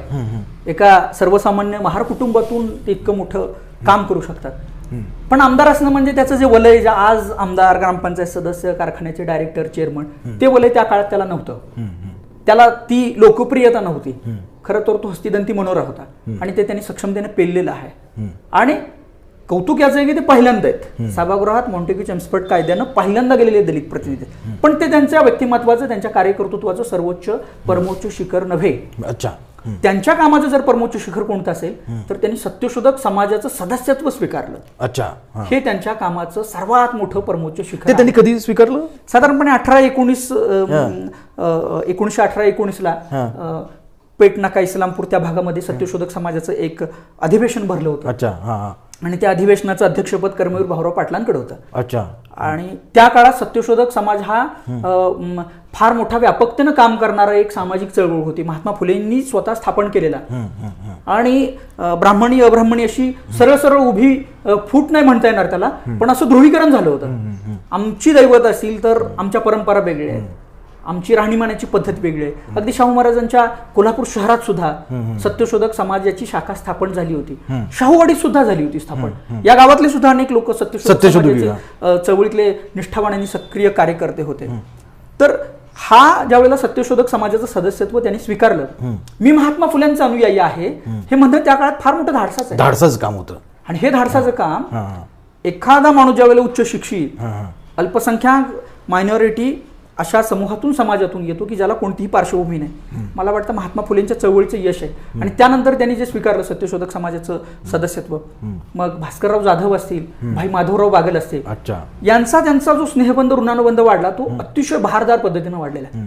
मला आठवण सांगावी लागेल तुम्हाला की भाई भास्करराव भाई माधवराव बागल जे आहेत त्यांचे वडील म्हणजे खंडेराव बागल, आणि खंडेराव बागलांनी हंटर नावाचं वर्तमानपत्र स्थापन केलं, सुरुवात केली होती. हंटर शेतकऱ्यांचा असूड हा ग्रंथ आहे महात्मा ज्योतिराव फुलेंचा. शेतकऱ्यांचा असूड, शेतकऱ्यांवर अन्याय जुलूम करतील त्यांना असूडानं मारून टाका अशी एक साधारणपणे पिळवणूक करता अशी त्याची सूत्रबद्ध मांडणी आहे. हंटर त्याच परंपरेतून येतो आणि हंटरमध्ये ज्या बंडखोरी वृत्तीतून ज्ञानदेव धुरनाथ घोलपाणी जी लेख मला लिहिलेली आहे ना, ती मला वाटतं या महाराष्ट्रातल्या पिचलेल्या रंजलेल्या गांजलेल्या शेतकरी कामगार कष्टकरी या सगळ्यांच्यासाठी सर्वांसाठी दिशादर्शक आहे. म्हणजे पुढं शेतकरी कामगार पक्ष जरी स्थापन झाला असला तरी त्याची पाळंमुळं या सत्यशोधक समाजात आहेत. तर हे विचार विश्व आणि विचाराची पेरणी करण्याचं काम मला वाटतं त्या माध्यमातून भास्करराव जाधव, भाई माधवराव बागल, ज्ञानदेव धुरनाथ घोलप यांनी दक्षिण महाराष्ट्र कोल्हापूर या भागात केलेलं आहे. पुढे अजून सत्यशोधक समाजाच्या विस्तारासाठी अगदी नाशिकचं अधिवेशन असेल, धुळ्याचं अधिवेशन असेल, या ठिकाणी ज्ञानदेव धुरनाथ घोलप गेलेले आहेत. म्हणजे घोलपांच्याच एका भाषणात असा उल्लेख आहे की माझ्याकडे जे उपलब्ध आहे ते मी या समूहाच्या उन्नतीसाठी दिलं पाहिजे. ज्यांच्याकडे पैसा आहे त्यांनी पैसा द्या, ज्यांच्याकडे आवाज आहे त्यांनी आवाज द्या, जे मुके बहिरे आहेत त्यांनी गर्दी द्या. किती व्यापकपणे हे बोलतात की तुमचा काहीतरी सहभाग असला पाहिजे. तुम्ही जर वैयक्तिकरित्या एकाच्या उत्कर्षासाठी जर लढला तर एकाचा उत्कर्ष होईल. समूहाचा आणि सामूहिक रीतीने उत्कर्ष करायचा असेल तर त्यासाठी एकसंधपणा फार महत्वाचा आहे. आणि मला वाटतं घोलपाणी त्यासाठी आयुष्यभर आपली वाणी आणि लेखणी खर्च केलेली आहे. एका सत्यशोधक समाजाच्या काय त्याला माहिती पत्रकामध्ये त्यांनी ज्या 4च ओळी लिहिल्या आहेत त्यासाठी निर्णायक आहेत. महाराष्ट्र किंवा हा सगळा देश जर बदलायचा असेल तर कधी नव्हे इतकी आता सत्यशोधक समाजाची गरज आहे. आणि माझं आव्हान आहे, माझं म्हणजे ज्ञानदेव धुरनाथ घोलपांचं खाली सही करणार ज्ञानदेव धुरनाथ घोलप, तर माझं असं आव्हान आहे की आपण तन मन धनानं या चळवळीत सहभागी झालं पाहिजे. तर ही मला वाटतं फार मोठी क्रांतिकारी गोष्ट आहे. अच्छा, मला असं वाटतं की सत्यशोधकी विचाराकडे ते वळले याच्या पाठीमागं त्यांच्यावरती जो प्रबोधनकार ठाकरेंचा संबंध आला होता त्यांच्याशी, जसं की मगाशी तुम्ही अगदी आपल्या मुलाखतीच्या सुरुवातीला उल्लेख केला होता की प्रबोधनकार ठाकरे जे कर्मवीर भाऊराव पाटील यांचे पण त्यांचे स्नेहसंबंध हे दोघेही सत्यशोधकी विचाराचे होते.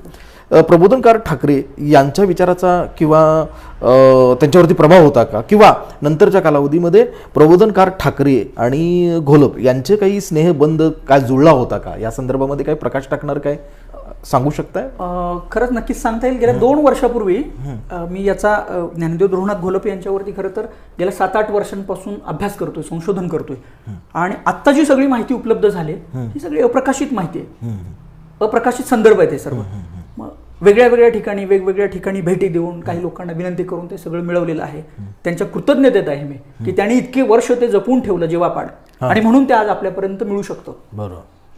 तर ज्या वेळेला कर्मवीर भाऊराव पाटलांनी, न्यायमूर्ती चंदावरकर असतील, विठ्ठलरामजी शिंदे असतील, डॉक्टर बाबासाहेब आंबेडकर असतील, भास्करराव जाधव, भाई माधवराव बागल, अनेक महाराष्ट्रातले विचारवंत तत्वज्ञ, त्या काळातले नेते मंडळी, राजकीय सामाजिक अनेकांशी त्यांचा संबंध आलेला आहे. प्रबोधनकार ठाकरेंचं जर बोलाल तर त्यांचे जे संबंध आहेत ते दोघांचे वेगळ्या पातळीवरचे आहेत. प्रबोधनकार ठाकरेंची आग पाकड करणारी भाषणं म्हणजे महाराष्ट्राला प्रभावित करणारी भाषणे, महाराष्ट्र विसरू शकत नाही त्याला. आणि अशा माणसाच्या संपर्कात आल्यानंतर पहिल्यांदा ज्या वेळेला आर्थिक विवंचने घोलप होते त्यावेळेला पहिली जी नोकरी आहे घोलपांना ती प्रबोधनकार ठाकरेंनी कर्मवीर भाऊराव पाटील यांनीच दिली होती मुंबईमध्ये.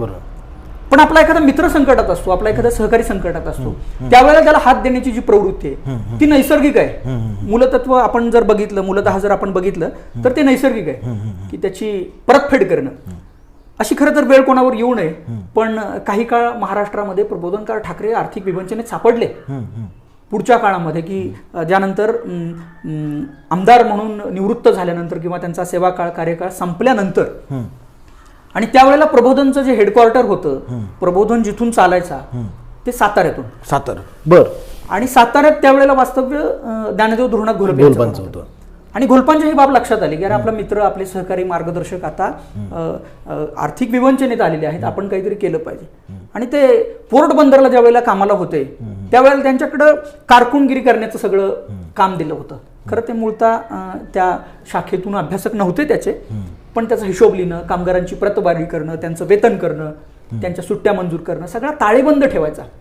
आणि त्यामुळे त्यांना चांगलं भान आलं होतं की आर्थिक शिस्त कशी लावावी, काय करावं, अनावश्यक खर्च कसे टाळावे, एखाद्याकडून देणगी रूपानं, एखाद्याकडून कर्जाऊ रूपानं जर पैसे मिळवायचे असेल तर त्याला अगदी विनंतीपत्र कोणत्या भाषेत लिहिलं पाहिजे, इत्यंभूत माहिती त्यांच्याकडे होती.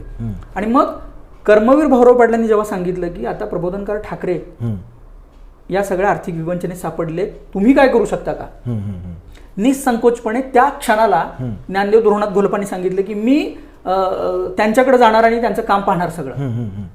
आणि त्यांनी इतक्या लिलया पद्धतीने, इतक्या चांगल्या पद्धतीनं ते सगळं काम बघितलं. आणि मग या सगळ्या ब्राह्मणी व्यवस्थेवर, भांडवली व्यवस्थेवर आणि सगळ्या कर्मवीरांना, प्रबोधनकार ठाकरेंच्या भाषेचा, प्रतिभेला जो भर फुलला तो या कालखंडात फुलला ज्या काळात ज्ञानदेव धोरणात घोलपांनी त्यांना सहकार्य केलं, मदत केली, त्यांची आर्थिक शिस्त सगळी बसवून दिली घडी, त्यांना उसंत मिळाली. आणि मग दगलबाज शिवाजी असेल, ब्राह्मण्याचा टणत्कार असेल, देवळांचे धर्म की धर्माची देवळे, असे ग्रंथ सगळे त्यांच्या सिद्धहस्ती लेखणीतून आकारास आले. आणि म्हणून प्रबोधनकार ठाकरे, प्रबोधनकार ठाकरेंच्या त्या सगळ्या, त्या सर्व चरित्राचे, व्यक्तिमत्वाचे, कार्यकर्तृत्वाचे अभ्यासक सुद्धा आता ते मान्य करतात की त्या काळामध्ये जर ज्ञानदेव धोरणात घोलपांनी मैत्रीभाव जर जागृत ठेवला नसता तर महाराष्ट्र या सगळ्या ग्रंथांना मुकला असता आणि महाराष्ट्राला हे सगळे ग्रंथ माहिती झाले नसते. किती मोठं काम आहे, किती मोठं काम. आपली व्यक्तिमत्व सोडून खाली येणं, अगदी कारकून शिपाई म्हणून काम करणं, तर मला वाटतं की त्यातला फक्त केलेल्या कामाचा भाग नाही येतो. तर त्याच्याबरोबर हे महत्वाचं आहे की या व्यक्तिमत्वाला जर आपण उसंत दिली, वेळ दिला, त्यांना जर या सगळ्या समस्येतून बाहेर काढलं गर्तेतून, तर ते सगळं झालं. म्हणून महाराष्ट्राची विचारधारा ही अशा पद्धतीची आहे. प्रबोधनकार ठाकरेंच्या संदर्भातले त्यांचं हे जे तुम्ही जे सांगितलं, तर याच्या संदर्भामध्ये लिखित स्वरूपाची माहिती उपलब्ध आहे?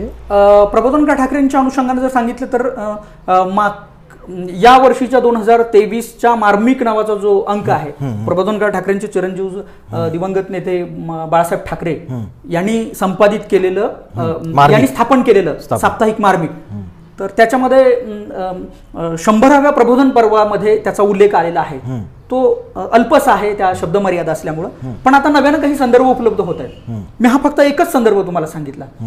प्रबोधनकार ठाकरे यांनी काय लिहिलं पाहिजे, लोकांना तुमच्याकडून काय अभिप्रेत आहे, अपेक्षित आहे, याचा कानोसा घेण्याचं सामर्थ्य हे ज्ञानदेव धोरणात घोलपांनी तशी लेखी पत्र उपलब्ध झालेली आहेत. मी तुम्हाला सांगतो, जसा आता संदर्भ दिला की कानोसा घेण्याची सवय आता निवडणुका सार्वत्रिक आलेल्या आहेत आणि आता सर्वे केले जातात. त्या काळामध्ये असे सर्वे नव्हते, ओपिनियन पोल्स वगैरे त्यावेळेला नव्हता. आणि शेतकऱ्यांना किती शेतसारा लावला जावा, शेतकऱ्यांनी कशा पद्धतीनं तुमचं मत आहे ब्रिटिशांचं, हे ज्या वेळेला मांडायला मला वाटतं त्यावेळेला चौरी चौरा प्रकरण देशात घडलं होतं 1922ला. आणि 22ला ते प्रकरण ज्या वेळेला घडलं, ज्या घटनेवरून घडलं, त्यानंतर साधारणपणे ज्या व्यक्तीने हा सगळा अहवाल लिहून दिला ते आपल्या शेजारच्या गावचे पीसी पाटील, राव बहादूर पीसी वडगावचे, त्या काळातलं फार मोठे व्यक्तिमत्व. हेही दोघे जण खरं तर मैत्रीभाव जागृत ठेवणारे एकमेवाचे जीवाभावाचे मित्र, शाहू महाराजांच्या सहवासानं समृद्ध झालेले आणि हात पाठीवरती असल्यामुळं मोठे झालेले व्यक्तिमत्व. तर त्या प्रकरणामध्ये त्याच्या अहवालाचं लेखन डॉक्टर बाबासाहेब आंबेडकरांनी पण केलं होतं, भविष्यात काळात केलं त्याचं लेखन. आणि त्या काळामध्ये पीसी पाटलांनी लेखन केलं होतं, कारण त्यांचं शिक्षण संपलं होतं. ते एका ऍग्रिकल्चर कॉलेजचे, पुण्यातल्या महात्मा फुले ऍग्रिकल्चर कॉलेजचे प्रिन्सिपल होते. शेतीतली फार मोठी जाण असणारे व्यक्तिमत्व म्हणून देशभरात उभारले आलेले व्यक्तिमत्व होतं. तर त्यावेळेला त्याचे जे सर्वे जो आहे तो सर्व सर्वे जो आहे ते सर्वे करण्याचं काम ज्ञानदेव धोरणात घोलपाने केलं होतं. आणि मग हे त्यांना का मिळालं असेल, त्यांना इतका मोठा अनुभव होता सगळा. न्यायमूर्ती चंदावरकरांना माहिती होतं की यांना जर हे काम दिलं तर त्यांचा संपर्क मोठा आहे, ते सहज लोकांमध्ये गेलं तर लोकांना आपलंसं करतात आणि हवी ती माहिती विचारून योग्य पद्धतीनं त्याचं डॉक्युमेंटेशन करतात आणि ती सरकार दरबारी उपयोगात येऊ शकते. ही जर माहिती आपल्यापर्यंत आली तर याच शेतकऱ्यांना त्याचा फायदा होईल. तर मला वाटतं ही शेतकऱ्यांच्या दृष्टिकोनातून त्या काळात फार मोठी घटना आहे. गांधी सुद्धा त्यावर प्रभावित झाले होते की अरे म्हणे हे कोणी केलं सगळं काम, फार महत्वाचे याच्यामध्ये काही उल्लेख आलेले आहेत. तर असे काही संदर्भ असतात की ते नव्यानं पुढे यायला लागलेले आहेत. ज्ञानदेव ध्रुवनाथ घोलप यांच्या संदर्भानं आपण बोलत असताना आपण एक गोष्ट म्हणजे त्यांच्या कार्याचा आपण आढावा घेतोय. पण 1920 नंतर भारतीय पटलावरती भारतीय दलितांच्या प्रश्नांवरती लढणारं एक आकाशा एवढं उत्तुंग व्यक्तिमत्व म्हणून, म्हणजे ज्यांना आपण सूर्यप्रतापी असा माणूस म्हणून आपण ज्यांच्याकडे पाहतो ते डॉक्टर बाबासाहेब आंबेडकर. हे त्यांचं कार्य आपल्याला माहिती आहे. त्यांच्या कार्याचा अमोल ठेवा जो कधीच पुसला जाणार नाही एवढा आपला सगळा ठेवा आहे. परंतु त्यांच्या सावलीमध्ये आपल्याला ज्ञानदेव ध्रुवनाथ घोलप यांचं सुद्धा कार्य आपल्याला बघता येईल. या दृष्टिकोनातून आपण त्यांचा विचार केला. परंतु या दोन व्यक्तिमत्वांचं नंतरच्या कालावधीमध्ये मतभेद झालेत. आपण त्या संदर्भामध्ये बोलणार जरी नसलो तरी मला या अनुषंगानं मुलाखतीच्या अंतिम टप्प्याकडे येत असताना मला असं विचारायचं आहे की मतभेद झाल्यानंतर पुढे ज्ञानदेव ध्रुवनाथ घोलप यांचं कार्य कसं, म्हणजे त्यांच्या कार्याची दिशा काय राहिलेली होती, या संदर्भामध्ये आपण बोलून आपण या मुलाखतीचा आपण समारोप आपण करू. खूप चांगला प्रश्न आहे. खरं तर एखाद्या व्यक्तिमत्वावर अभ्यास करायचं झालं तर त्याच्या दोन्ही बाजू असतात. आणि इतिहासातली काही जर व्यक्तिमत्व असतील तर प्रश्नच नाही. आज ते व्यक्तिमत्व हयात नाहीयेत, प्रत्यक्ष घटनादर्शी हयात नाहीयेत आणि ही मोठी समस्या आहे. आणि मग दर्शकांना जाणून घ्यायचं असतं, वाचकांना जाणून घ्यायचं असतं की नेमकेपणाने त्यांच्या संबंध कसे असतील, या संबंधांना कशा पद्धतीनं पुढं प्रेझेंट केलं असेल किंवा प्रस्तुत केलं असेल. आता आपण बघितलं असेल की डॉक्टर बाबासाहेब आंबेडकरांच्या आधी घटनात्मक लोकशाहीच्या पद्धतीनं सुरुवात आहे, प्रारंभ बिंदू आहे. घटनेचा विस्तार होतोय. 1919चा कायदा, 35चा कायदा वगैरे, 47 भारत स्वतंत्र होतोय. या 19च्या कायद्याने त्यांचा प्रवेश झाला. बाबासाहेबांचं ज्ञान अखंडपणे येते, प्रचंड फार मोठे आणि द नॉलेज ऑफ सिम्बॉल म्हणून जगाने त्यांना मान्यता दिली आहे. शेवटी शिक्षण हा सुद्धा एक फार महत्वाचा भाग आहेच. प्राप्त परिस्थितीत मिळालेल्या शिक्षणाचा अतिशय चांगल्या प्रकारे उपयोग करणारे व्यक्तिमत्व इतिहासातलं एक, या सगळ्या वंचित लोकांना, दडपलेल्या सगळ्या लोकांना न्याय मिळवून देण्याचं काम घोलपाने केलेलं आहे. परिणामी या देशातली ब्रिटिशांची जुलमी सत्ता उलथवून टाकण्यासाठी जे प्रयत्न करतायत त्यांना सहकार्य देखील करतायत ज्ञानदेव ध्रुवनाथ घोलप. आणि म्हणून तुम्हाला माहिती असेल की भारताच्या किंवा महाराष्ट्राच्या शासनाच्या वतीनं, दार्शनिका विभागाच्या वतीनं ज्या वेळेला स्वातंत्र्य सैनिकांचा चरित्रकोश बनवण्याचं काम सुरू झालं तर पहिल्या 100 मध्ये स्वातंत्र्य सैनिक कोण, या सांगली, कोल्हापूर, सातारा भागातले, तर पहिल्या 100 मध्ये पहिलं नाव घोलपांचं येतं आणि त्यांचा सन्मानपूर्वक तिथं उल्लेख केला जातो त्या चरित्रकोशामध्ये. कुणी प्रकाशित केलं? दार्शनिक विभाग, महाराष्ट्र शासनाने. अच्छा, पहिल्या 100 मध्ये. तर ही त्यातली एक महत्वाची बाब. आता त्यांचं शिक्षण, त्यांचा आवाका, त्यांचं सगळं काम, अनुभव याचा विचार केलेला, त्यांनी केलेलं काम फारच मोठं आहे. डॉक्टर बाबासाहेब आंबेडकर तर प्रश्नच नाही. जगाच्या मानवमुक्तीच्या इतिहासामध्ये त्यांचं नाव घेतल्याशिवाय जगातला माणूस मुक्त होणार की नाही याचा इतिहास लिहिला जाणार नाही. इतक्या मोठ्या तोडीचं काम आहे. त्यांचं परिप्रेक्ष्य मोठं आहे तेवढं. बरोबर आहे.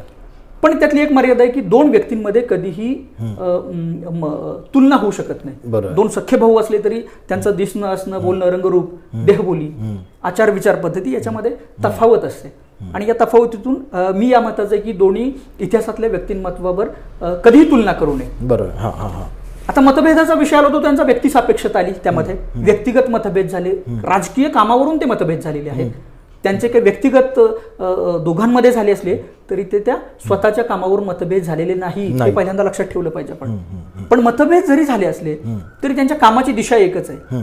दोघांची विचारांची जी सुरुवात आहे ती महात्मा फुल्यांपासून सुरुवात होते आणि फुले परंपरेत जे जे येतील त्या सर्वांच्या विचारधारेसह सर्वांना समजून घेणं, स्वतःमध्ये सामावून घेणं, हे दोन्हीही व्यक्तिमत्वांनी, डॉक्टर बाबासाहेब आंबेडकर असतील किंवा ज्ञानदेव ध्रुवनाथ घोलप असतील, या दोघांनीही काम केलेलं आहे. त्यांचे मतभेद झाल्यानंतर अगदी दोघांनी एकमेकांच्या व्यक्तिगत आयुष्यामध्ये जरी प्रत्यक्ष नसला तरी अप्रत्यक्षरित्या त्यांना काही दुःखद घटनांमध्ये त्यांच्या सोबत जाण्याचं काम केलेलं आहे. चांगल्या कामांमध्ये सदिच्छा दिलेल्या आहेत. डॉक्टर बाबासाहेब आंबेडकरांचे थोरले बंधू ज्या वेळेला त्यांचं निधन झालं त्या काळात ज्ञानदेव धोरणात घोलपांचं आणि डॉक्टर बाबासाहेब आंबेडकरांचे मतभेद झाले होते. महाराष्ट्रात सर्वश्रुत होते. अनेकांनी एकत्र येऊन ते संपुष्टात यावे यासाठी प्रयत्न केले होते, परंतु ते होऊ शकलं नाही. दुर्दैव आहे महाराष्ट्राचं या सामाजिक चळवळींचं. तर ही ज्या वेळेला बातमी ज्या वेळेला ज्ञानदेव धोरणात घोलपांना समजली त्यावेळेला मला नक्की मुंबईतला भाग सांगता येणार नाही, पण त्या अंत्यविधीला जाऊन न बोलता पाठीवरती डॉक्टर बाबासाहेब आंबेडकरांच्या थाप देण्याचं काम हे मला वाटतं ज्ञानदेव धोरणात घोलपांनी केलं होतं. आणि त्या नजरेच्या भाषेतून हा माझा मित्र माझ्या प्रती काहीतरी सहानुभूती दाखवण्यासाठी आलेला आहे आणि त्याची पाठीवरची थाप ही मला दुःखातून सावरण्यासाठी हा भाव डॉक्टर बाबासाहेब आंबेडकरांच्या सुद्धा डोळ्यात दिसलेला आहे. आता हे झालं त्यांचं व्यक्तिगत काम. त्याच्या पुढे जर आपण बघितलं तर सायमन कमिशन ज्या वेळेला भारतामध्ये आलं, सायमन कमिशनला दोघांमध्ये विस्तव जात नव्हता. दोघेही एकमेकांकडे पाहत नव्हते, बघत नव्हते. बाबासाहेब आणि घोलप शेजारी शेजारी सार्वजनिक कार्यक्रमात थांबले तर एका डॉक्टर बाबासाहेब आंबेडकरांचा चेहरा तिकडे असायचा आणि यांचा चेहरा इकडे असायचा. त्याला पुरावे आहेत उपलब्ध, आपण त्याच्यावर बोलणार नाही. पण मला एक महाराष्ट्राच्या दृष्टिकोनातून एक बाब नक्की सांगावी लागेल. या सामाजिक चळवळीतला ज्या महाराष्ट्रामध्ये फुले आणि शाहू होऊन गेले त्यांची सामाजिक धाटणी आहे त्याचं हे द्योतक असं मी मानतो. ज्यावेळेला सायमन कमिशन आलं आणि देशभरातून सायमन कमिशनला काय मागणी केली जावी, सायमन कमिशन कशासाठी आले आणि ते काय देणार होते हे सगळं सर्वांना माहिती आहे. आणि सायमन कमिशन ज्यावेळेला भारतात आलं त्यावेळेला या दोघांनीही सायमन कमिशनला काही शिफारशी सुचवलेल्या आहेत. अच्छा, आमच्या या मागण्या आहेत त्या मान्य झाल्यात तर आम्ही तुमच्या बरोबर, अन्यथा आम्ही येत नाही. आणि जर तुम्ही हे स्वीकारणार असाल तर आम्ही तुमच्या सोबत आहोत, आम्ही तुमचं स्वागत करू. आम्हाला बाकी तुम्ही काय म्हणता ते आम्हाला माहिती नाही, पण दलितांच्या दृष्टिकोनातून हे जर करत नसाल तर मात्र आपलं काहीतरी बिनसणार आहे. तर मी आता इथं तुम्हाला एक म्हणजे असं आढळतो की याच्या संदर्भामध्ये डॉक्युमेंटेशन उपलब्ध आहे. घोलपाणी सायमन कमिशनच्या संदर्भानं काय केलं, नव्यानंच एक फोटो आपल्याला उपलब्ध झालेला आहे आणि त्या फोटोमध्ये सायमन कमिशनला निवेदन देऊन आल्यानंतर आणखीन काही देशभरातले लीडर्स आहेत, दलित, शेतकरी, महिला, वेगवेगळ्या जाती धर्माचे, आणि त्याच्यात अगदी डाव्या बाजूला ज्ञानदेव धोरणात घोलप आहेत, अगदी डाव्या बाजूला. आणि त्या छायाचित्रात त्या फोटोमध्ये डॉक्टर बाबासाहेब आंबेडकर पण आहे. मला वाटतं हा जो फोटो आहे मतभेदानंतर सायमन कमिशनला सामोरं जाण्याच्या दृष्टिकोनातून दलित चळवळीला एक वेगळा आशावाद निर्माण करणारा आणि काम करताना आपण कसं केलं जावं, काम सामूहिक हित कसं स्वीकारलं जावं याच्या दृष्टिकोनातून तो महत्वाचा फोटो आहे. फोटोच्या दृष्टिकोनातून मला अजून एक सांगावं लागेल तुम्हाला. आम्ही गेल्या 2-3 महिन्यापूर्वी महाराष्ट्रातील सध्याचे राष्ट्रवादी काँग्रेस शरद पवार गटाचे फार मोठे नेते आणि सातत्यानं दलित वंचित समूहाच्या प्रश्नांवरती आवाज उठवणारे आमदार जयदेवांना गायकवाड यांच्या घरी गेलो होतो. आणि अण्णांच्या घरी गेल्यानंतर मी पहिलाच एक छायाचित्रात फोटो पाहिला, छायाचित्र पाहिलं. तो त्यांच्या वडिलांचा फोटो होता. अच्छा. आणि एका फोटोवरून माझी नजर हटेना. मला अण्णा सांगत होते की ह्या फोटोत हे असं या फोटोचं सगळं काम आहे, हे इथं काढलेला फोटो आहे, किती रुपये खर्च आले, बाबासाहेब इथं बसलेले आहेत, अजून काय आहे, कोण आहे, काय सगळं त्यांनी सांगितलं. एका फोटोवर माझी सातत्यानं नजर हटेना. मी त्यांना सगळं त्यांचं बोलणं झाल्यावर मी अण्णा म्हटलं हा फोटो कोणाचा आहे तेवढं सांगा, मला ओळखीचा फोटो वाटला. ते म्हटलं हा फोटो आहे तो अमुक नाईकचे संपादक ज्ञानदेव धोरणात घोलपांचा फोटो. आणि तो जो फोटो आहे तो फोटो साधारणपणे मतभेदानंतरचा फोटो आहे. आणि मतभेद झाले म्हणून आपण आपलं सार्वजनिक काम बंद करावं, ते टाकून द्यावं असं कधीही नसतं. त्याचं मूर्तिमंत उदाहरण म्हणजे हा फोटो आहे. मला वाटतं या फोटोतून सुद्धा इतिहासातून आपण काय शिकलं पाहिजे, इतिहास हा प्रेरणा देणारा असतो. बरोबर, आपल्याला तो सातत्यानं प्रेरणा देईल. तर एखाद्या सार्वजनिक राजकीय काम करताना एखाद्या व्यक्तिमत्वाबरोबर मतभेद झाले तर आपण सार्वजनिक काम सोडून द्यावं का, बंद करावं का, तर अजिबात नाही. आहे त्या प्राप्त परिस्थितीला सोबत घेऊन पुढे जाऊन जे काम हाती घेतलेलं आहे ते निर्विघ्नपणे आणि संपेपर्यंत, तडीत जाईपर्यंत काम केलं पाहिजे. या प्रेरणा हा सातत्यानं फोटो आपल्याला देत राहील. धन्यवाद सर. गेली दीड तास आपण या म्हणजे ज्ञानदेव धोरणात घोलप यांच्या कार्याचा आढावा आपण घेतला. इतिहासामधनं आपण काय शिकायचं, तर इतिहास आपल्याला इतिहास निर्माण करायला शिकवतो असं माझं मत आहे. ज्ञानदेव धोरणात घोलपांसारखा एक व्यक्ती आपल्या सरूडसारख्या छोट्या खेडेगावामध्ये जन्माला येतात काय आणि एवढं उत्तुंग कार्य करतात काय, निश्चितच हे प्रेरणादायक आहे. सरूड तर मगाची मी मुलाखतीच्या सुरुवातीला ज्या पद्धतीने मी बोललो की सरूडमध्ये खूप इंटेलेक्च्युअल व्यक्तिमत्व निर्माण होतात, परंतु हे इंटेलेक्च्युअल व्यक्तिमत्वाची सुरुवात मला वाटतं की खऱ्या अर्थाने ज्ञानदेव ध्रुवनाथ घोलप यांच्यापासून झालेली आहे. आणि म्हणून त्या व्यक्तिमत्वाचा आढावा घेण्यासाठी खरं तर आजच्या मुलाखतीचं आपण आयोजन केलं होतं. आणि या माझ्या मुलाखतीला तुम्ही यावं असं मी तुम्हाला आग्रह धरल्यानंतर तुम्ही माझा आग्रह मान्य केलात, तुम्ही आलात, याबद्दल मी माझ्या चॅनलच्या वतीनं मी तुमचं, आमच्या दर्शकांच्या वतीनं तुमचं खूप खूप आभार मानतो. आणि प्रचंड वेळ झालाय त्यामुळे मी मुलाखत संपवतो. कदाचित याच्यापेक्षा देखील तुमच्याकडे विस्तृत स्वरूपाची माहिती असेल, पण आपण या विषयावरती सातत्यानं बोलत जाऊया, वेगळे विषय हातामध्ये घेऊया. मुलाखतीची मी शेवट करत असताना मी एक गोष्ट जरूर म्हणेन की आपला इंडॉलॉजीचा अभ्यास आहे, आपला आर्किओलॉजीचा अभ्यास आहे, आणि या संदर्भानं आपल्या शाहूड तालुक्यामध्ये, शाहूड पन्हाळ्यामध्ये सुद्धा प्रचंड स्वरूपाचा इतिहास घडलेला आहे. मला नजीकच्या कालावधीमध्ये, पुढच्या कालावधीमध्ये या शाहूडी तालुक्यामध्ये घडलेल्या इतिहासाबद्दल तुमच्याकडनं जाणून घ्यायला जरूर आवडेल. तर सध्या आपण मात्र आता थांबूयात. परत एकदा धन्यवाद. Thank you very much. धन्यवाद.